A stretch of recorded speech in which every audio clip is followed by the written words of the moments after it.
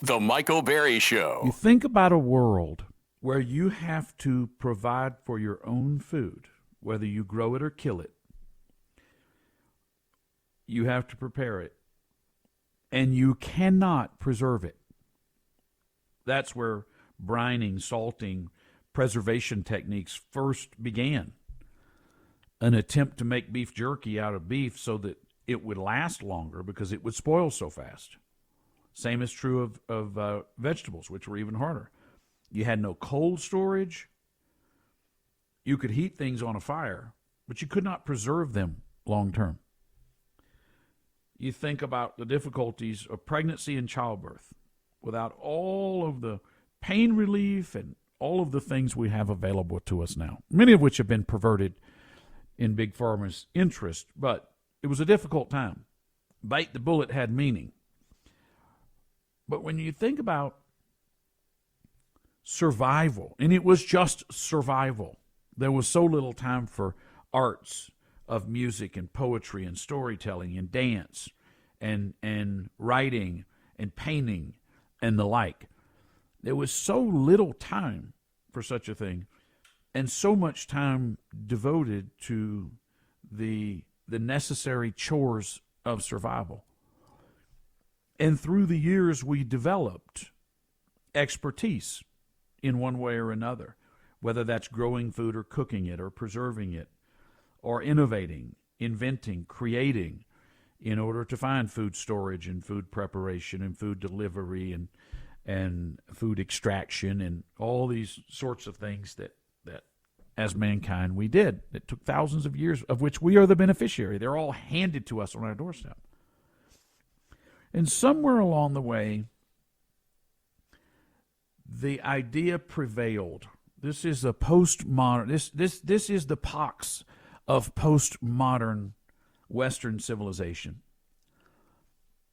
The communist, the selfish, the atheist, all of these ideas came about as a result of too much time on your hands.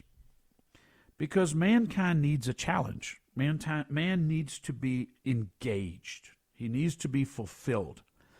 When I was younger, I thought that when I was older, I wanted to be happy. That's what we're told. Whatever makes you happy, you want to be happy. Happy is the most overrated emotion. You know what happens when you're too happy? You become Diddy. You become Jeffrey Epstein.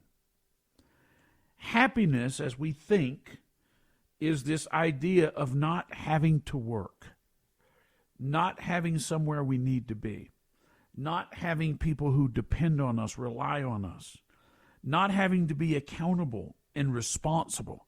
We'll be happy. We'll sleep when we want and rise when we want and eat what we want and do what we want, and that might just be nothing all the time. And many people have achieved that state, but it turns out it is not, as it turns out, happiness. That is not happiness. You think it's going to be happiness. A lot of people think they're going to be happy retired because now all of a sudden they won't have to work. And you'll be surprised how many find that they're not happy. And that is because mankind's struggle and search for meaning is a search for purpose. When you find purpose, you can equate purpose and the contentment you get, the fulfillment you get from purpose. You can equate that with happiness, if you like. But that does not mean sloth.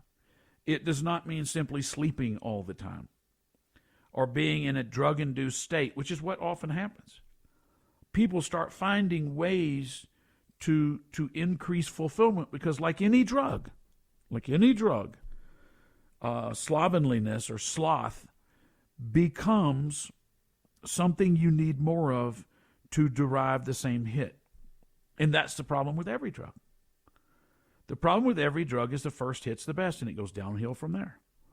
And you're always in search of that hit.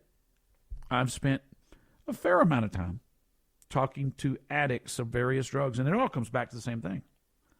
There's that first hit, and then the rest of the time, the chase for it.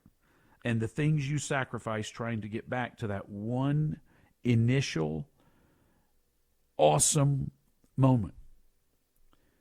So,